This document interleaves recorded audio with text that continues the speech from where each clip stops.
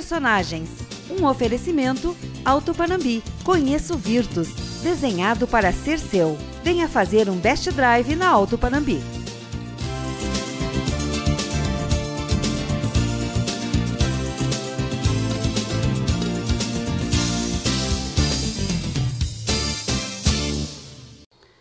Ele é filho de portugueses, um brasileiro que se tornou um general do Exército e veio comandar a AD3 de Cruz Alta.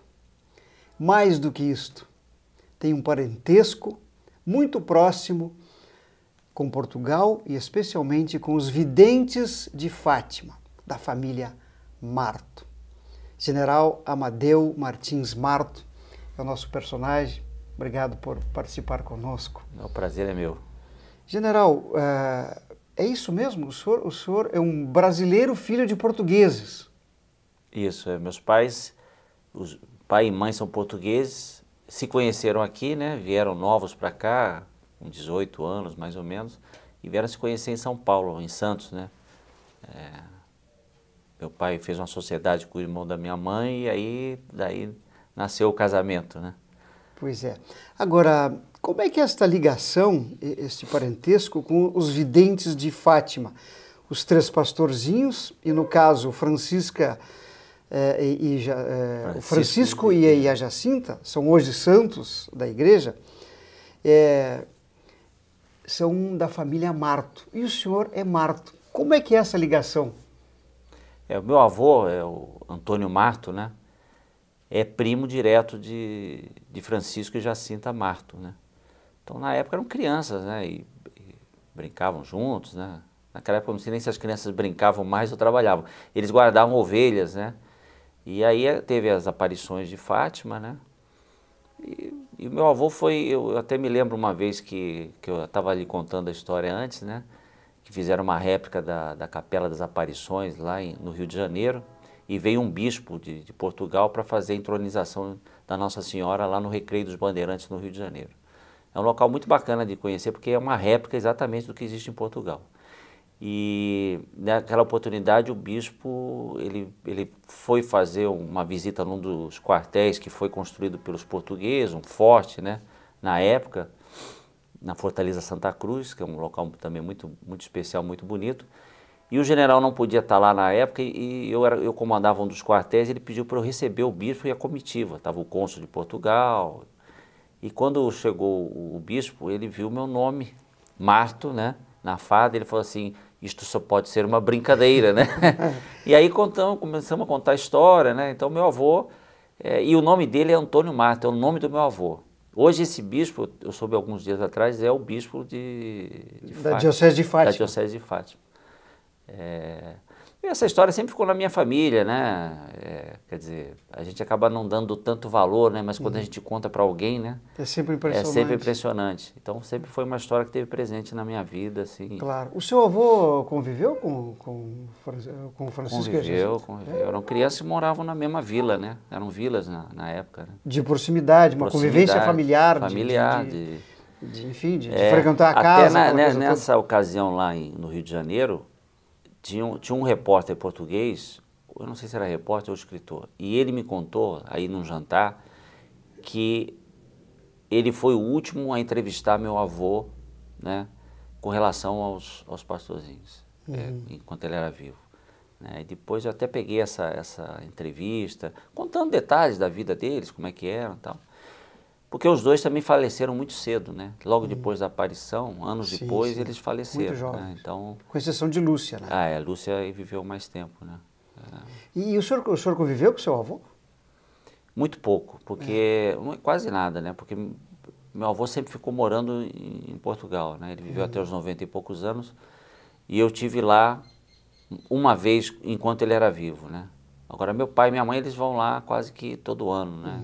Então, ainda tenho família lá, tenho uns 16 primos, uma tia viva ainda, então tem ainda uma ligação forte. Pois com é. Fátima. O senhor, de verdade, é quase um português. Né?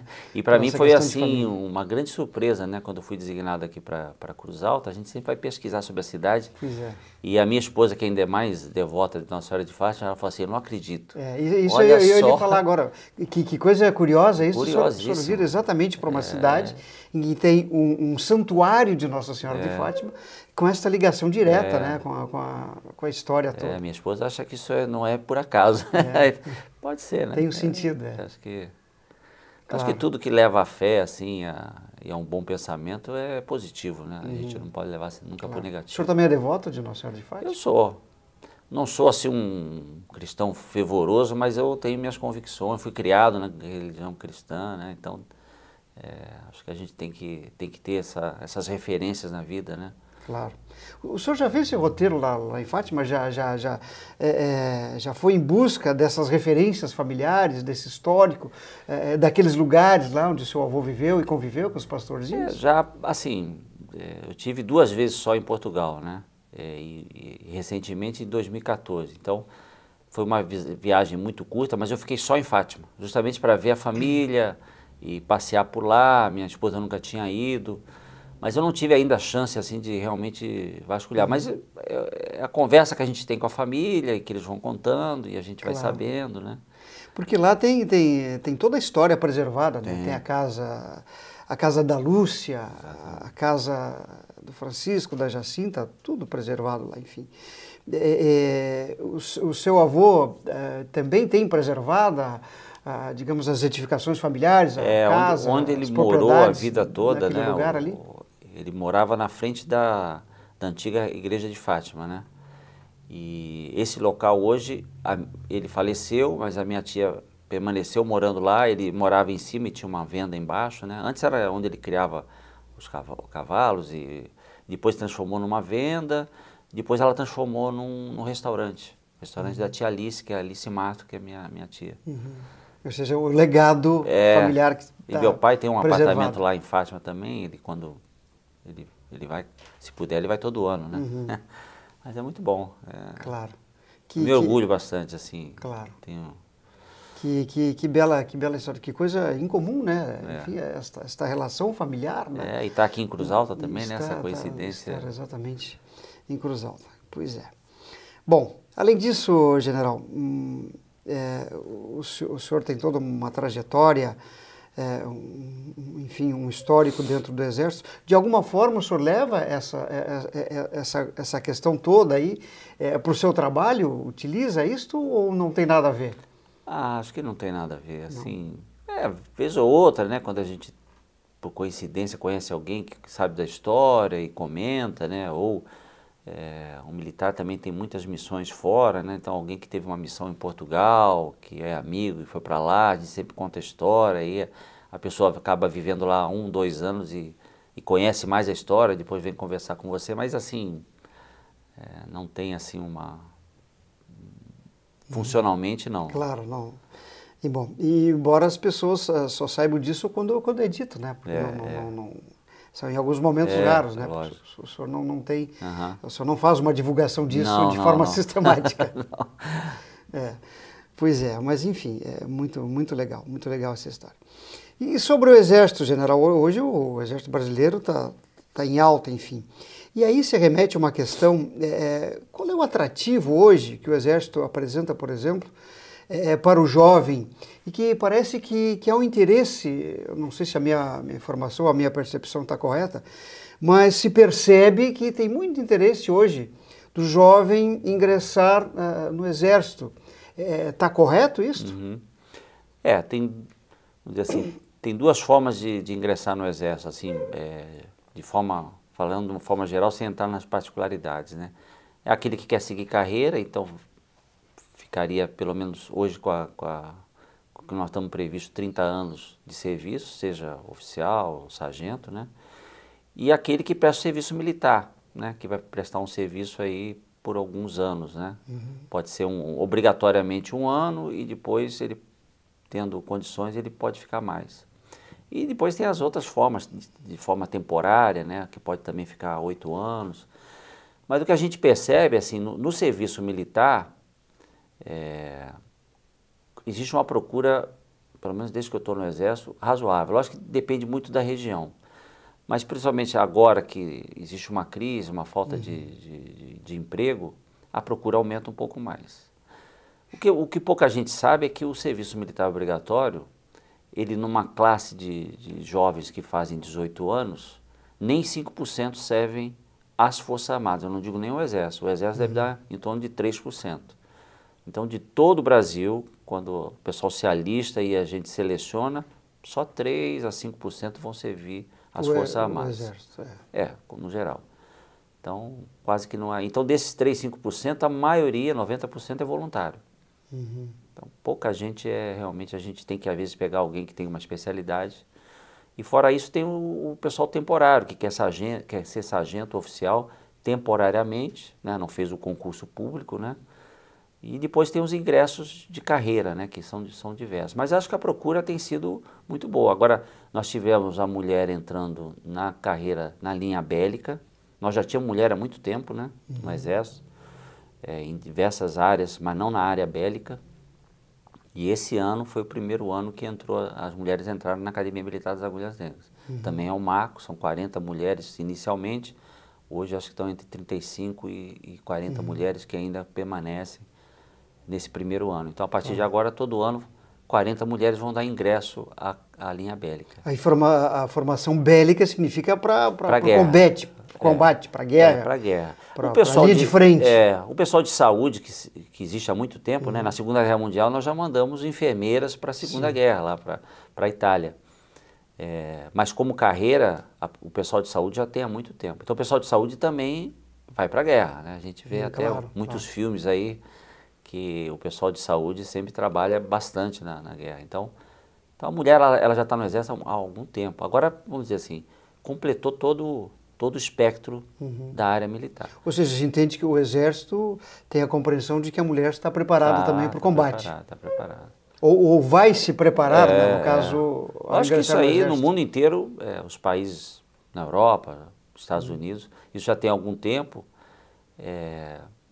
Existe até uma cota, né, geralmente, e ela é preenchida naturalmente ou não, né, porque o interesse é da pessoa de querer ou não, né, ela gosta mais de uma área, gosta mais de outra. A Força Aérea também tem pilotos de caça já há algum tempo, né, e eles naturalmente viram que o interesse das mulheres até diminuiu por ser piloto, né, querem ir para outra área. Então isso aí é uma dinâmica que vai mudando de acordo com o tempo. E o preparo, o treinamento para a mulher é o mesmo do homem? É o mesmo. Esse é um desafio, né? O ingresso, né? E depois durante o tempo que ela fica na academia se preparando, né?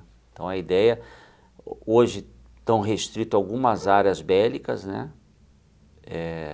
Até para a gente ir vendo como é que é.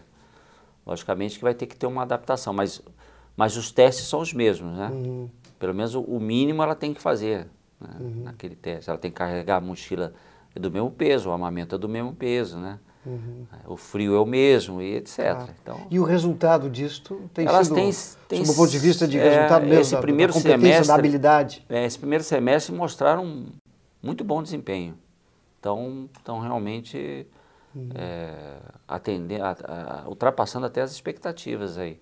Sempre existe um receio, né? Mas porque é bastante duro, os treinamentos são... Sim, bem exigentes. Claro, se imagina, né? Preparo de guerra, né? Vamos ver, elas já fizeram um ano de preparatório, né? Agora mais 4 na academia.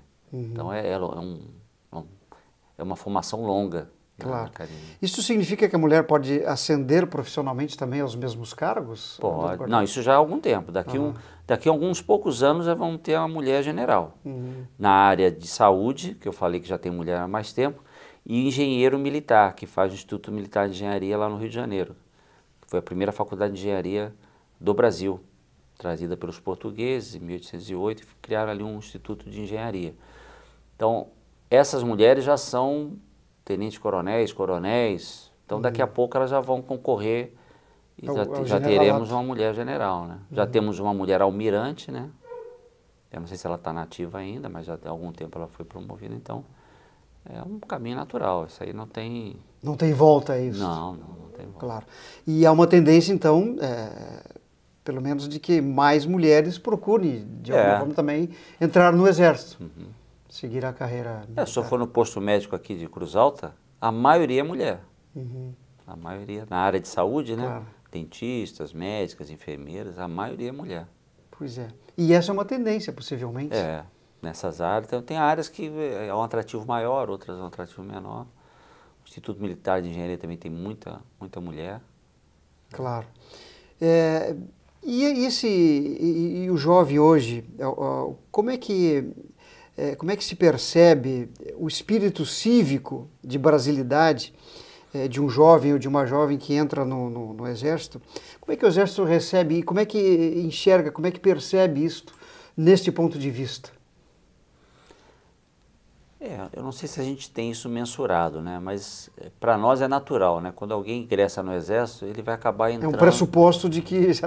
e ele vai ter que se adaptar, né? A todo dia vai ter hasteamento da bandeira, a reação da bandeira, o toque, cantar o hino, culto à bandeira. Então isso para nós é tão normal que eu acho que a pessoa, se ela não tinha, ela vai acabar tendo essa formação.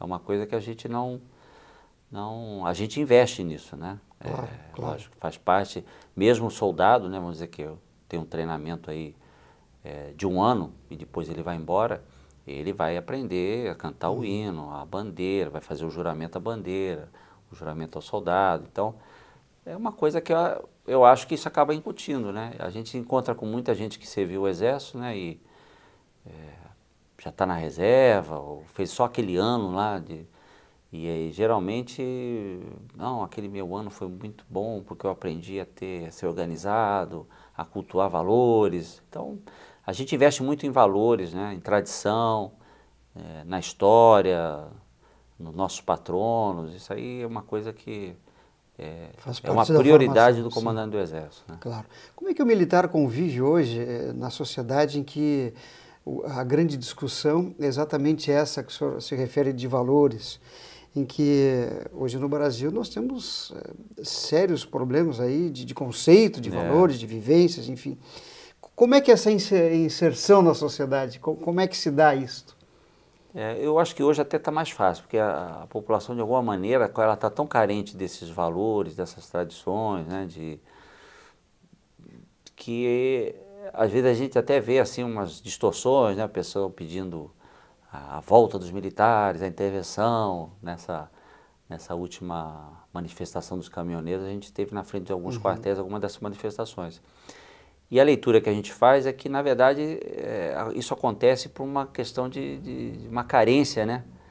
De tentar olhar e ver assim, então, uma instituição que ainda está com seus valores, seus pilares de disciplina, de autoridade, ainda funcionando, né? E acaba olhando para o militar das Forças Armadas como um bastião dessas tradições e desses valores, né? Eu acho que é uma coisa que a sociedade realmente precisa, né? Porque senão fica sem parâmetros, né?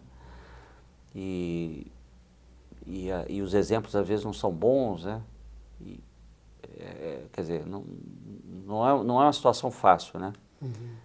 Mas eu acho que é uma questão de maturidade e evolução da sociedade, né? Ela tem que se depurar e achar seu caminho, né? E as crises vão vir e a gente tem que ultrapassá-las de alguma maneira. E nesse contexto eu acho que isso é uma coisa que o Exército investe bastante, que é na nossa formação, educação, né? O Exército, mesmo que passe por momentos de dificuldade de orçamento, nunca deixa de atender a parte da nossa educação, do nosso ensino, em todos os níveis.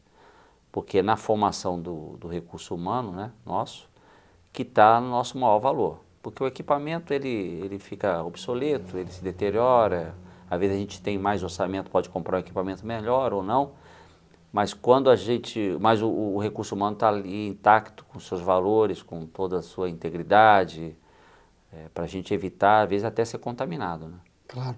Muita gente diz hoje que, olhando as instituições no Brasil, as referências de valores são bem precárias. E o Exército seria a última reserva moral do país. O senhor concorda com isso? Eu não seria a última, mas é uma bastante visível, né? Por ser uma instituição centenária, e que participou ativamente de todos os momentos da história do Brasil, né? Aqui no Rio Grande do Sul, então, isso é bem característico. O militar se identifica com a sociedade, quer dizer, uma parte dela, né? Então, eu acho que seria uma das grandes referências nesse caso. Não sei se seria a única, porque temos as religiões, as igrejas, né? E tem instituições muito boas aí também, né? E pessoas com ideias boas. Mas talvez a representatividade, as Forças Armadas, e no momento que nós estamos, de segurança pública, que deixa a desejar, a violência, então aí começa de repente as Forças Armadas a aparecerem muito mais, né? Claro. O que dizer para as pessoas que reivindicam, por exemplo, e querem ver o Exército fazendo a segurança das ruas, nas grandes cidades ou independente do lugar? Por que isso não acontece? E as pessoas dizem isso, né? Poxa, o Exército poderia fazer esse papel. Como explicar para as pessoas a não participação do Exército nessas questões? Porque senão as Forças Armadas, elas não são formadas nem treinadas para essa ação. É uma missão constitucional, a garantia da lei e da ordem, né? Mas ela tem que ser episódica, né? É limitada no tempo e no espaço. O que a gente tem visto nos últimos anos é um emprego muito grande das Forças Armadas por tempo muito longo, né? E às vezes sem muita área determinada, né? E às vezes, embora a gente tenha resultados bons e tal, o problema não está só em ostentar a força, né? Tem outros, é um problema multidisciplinar que tem que ser tratado de maneira completa, porque senão o problema não acaba, né? O Exército sai, ou as Forças Armadas saem de uma missão, e aí volta o problema, porque a causa do problema não foi resolvida. É o que a gente está assistindo no Rio de Janeiro, um problema difícil de a gente solucionar, e também com o tempo pequeno que a gente tem, na verdade, o que se quer aí no futuro é buscar estruturar a segurança pública no Rio, com a nossa capacidade de planejamento, de organização e com o orçamento que deve chegar lá, é dar melhores condições para que a polícia civil, a militar, trabalhe. Mas resolver o problema, isso não... Então, às vezes até a mídia coloca assim, uma expectativa de solução de problema que não é verdade, né? A gente não vai conseguir resolver um problema em 6 meses aqui até o final do ano. Não, é impossível. Isso aí então, não acontece você coloca sobre o Exército toda uma responsabilidade de uma solução que talvez não seja isso. Não seja isso. Porque isso aí são vários setores que têm que trabalhar ao mesmo tempo, por um longo tempo, para resolver um problema de violência. Claro. Ainda uma questão, general, como é que o senhor avalia esse desequilíbrio da sociedade hoje? De um lado, todo o crime organizado com armamentos pesados, e a gente vê cada vez mais apreensões de armas, inclusive do Exército, de uso restrito do Exército, em poder de traficantes, enfim. E a sociedade aí à mercê disto, nesse desequilíbrio, né? Cada vez o crime mais e mais armado e organizado, e a sociedade desarmada e desprovida da possibilidade de se defender. E essa questão do armamento do cidadão, qual é a sua avaliação? O crime organizado, eu acho uma das maiores ameaças ao Brasil. A gente está muito assim ligado à corrupção, o pessoal está roubando, mas eu acho que a maior ameaça para a nossa democracia, a nossa soberania interna até, é o crime organizado. Ele realmente pode corroer vários setores da nossa instituição. Com relação ao armamento, eu acho que é uma coisa que tem que ser reavaliada, né? Eu acho que o cidadão também ficar totalmente desarmado, não sei se é... E aí tem várias pesquisas, né? Uns que querem defender, outros que não querem. Mas, por exemplo, uma pessoa que tem uma propriedade rural, eu acho que essa deveria ter direito a ter um armamento. Tem aumentado muito, né, a possibilidade da pessoa ter uma arma, né? Mas aí também passa por ter uma instrução, né, por ter uma avaliação de quem pode ter arma, né? Também não acredito que uma venda sem controle de armas seja o ideal para uma sociedade. Ainda mais a nossa que tem dificuldade em fiscalizar as coisas, né? A gente não consegue fiscalizar. A gente não...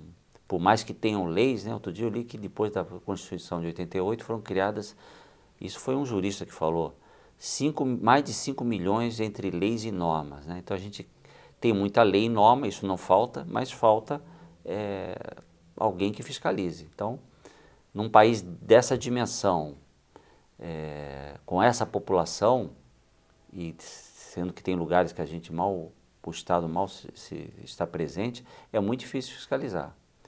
Haja visto também o outro lado, né? Tem gente que quer descriminalizar a droga ou liberar a droga, porque alguns países já estão tentando. Essa solução de alguns países, como o Uruguai, por exemplo, eu não sei se ela se encaixa no Brasil dessa dimensão com a crise que a gente está vivendo e sem condições de fiscalizar. A droga é outro problema, assim, gravíssimo, né? E que eu não vejo o Estado fazendo qualquer ação preventiva do usuário. Claro. Eu comparo, por exemplo, o cigarro. O cigarro é uma droga também legalizada em que a pessoa, se eu quiser fumar, eu vou fumar, mas eu não tenho dúvida, o Estado não me deixou dúvida de que aquilo me faz mal, né? E que eu posso até morrer por causa daquilo. Com a droga, existe a dúvida, né? O jovem hoje ele tem dúvida se, por exemplo, a maconha faz mal ou não. Uns acham até que faz bem. Então, a gente não pode, o Estado não pode deixar essa dúvida e a pessoa à mercê da... Pelo menos ela tem que ter assim, não, pelos estudos faz bem ou faz mal e a pessoa decide. Então, o Brasil fez tanta campanha contra o cigarro que muito menos gente fuma hoje. Claro. Pelo menos no Exército quase ninguém fuma. Né? Mas sobre a droga não tem essa mesma proporção, não tem, essa mesma dimensão. Eu acho assim... Né? Aliás, droga e crime organizado têm uma relação direta. Direta. Mas o crime organizado ele está no contrabando do cigarro, ele está em várias áreas já hoje que... Por isso que eu acho que é uma ameaça fortíssima. É um multinegócio. Multinegócio. Internacional, né? General, muito obrigado por participar conosco. Nada, foi um prazer. Bom trabalho para o senhor aí. E muito legal essa história, sua trajetória e principalmente essa relação familiar aí com Fátima. E é um prazer para mim servir aqui em Cruz Alta, né? Ter essa identidade aí até pessoal com a cidade. Tem sido maravilhoso esses 6 meses que eu estou aqui, tem sido um povo muito acolhedor e uma cidade que tem uma história fantástica, assim, muito ligada à parte militar, é um ponto estratégico aí. Historicamente, de passagem, que até nas nossas manobras, quando a gente estuda assim, a gente vê que aqui é um local realmente estratégico, né? Tá certo. Muito obrigado. Bom, General Amadeu Martins Marto foi o nosso personagem de hoje. Até a próxima.